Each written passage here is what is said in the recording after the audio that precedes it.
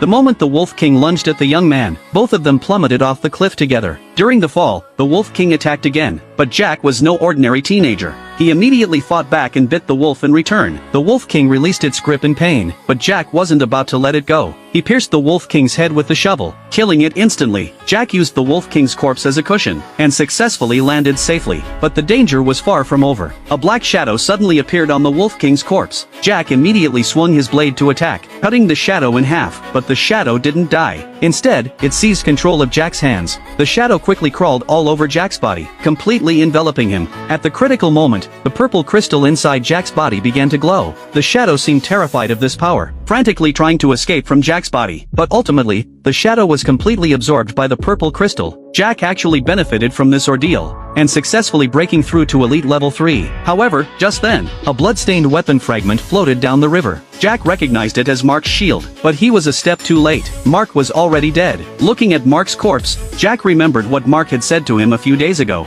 有安在，这些畜生伤不了你。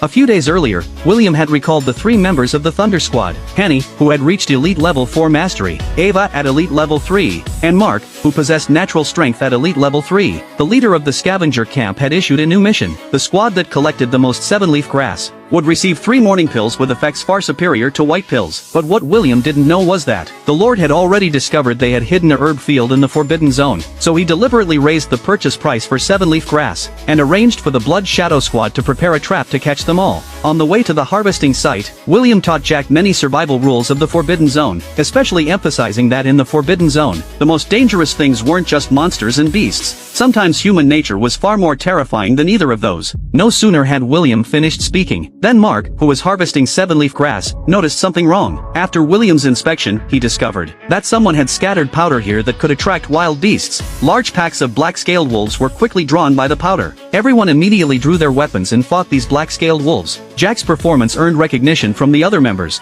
especially Mark. Though he looked tall and burly, he had an incredibly gentle heart. These black-scaled wolves weren't very strong in combat, but there were simply too many of them. William decisively ordered the team members to take Jack and leave first, while he and Mark stayed behind to cover their retreat. After William and Mark broke through the wolf pack's encirclement, they found themselves surrounded by the Blood Shadow Squad. Because of their recent battle with the black-scaled wolves, William and Mark had already exhausted their white pills. William had Elite Level 6 cultivation, so the corruption within the Forbidden Zone hadn't affected him too severely yet, but Mark had absorbed corruption power that exceeded his body's tolerance limit.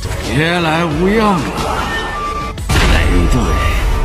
Combined with the Blood Shadow Squad's relentless attacks, Mark finally couldn't withstand the corruption's erosion, and began to undergo mutation, but he still retained a trace of human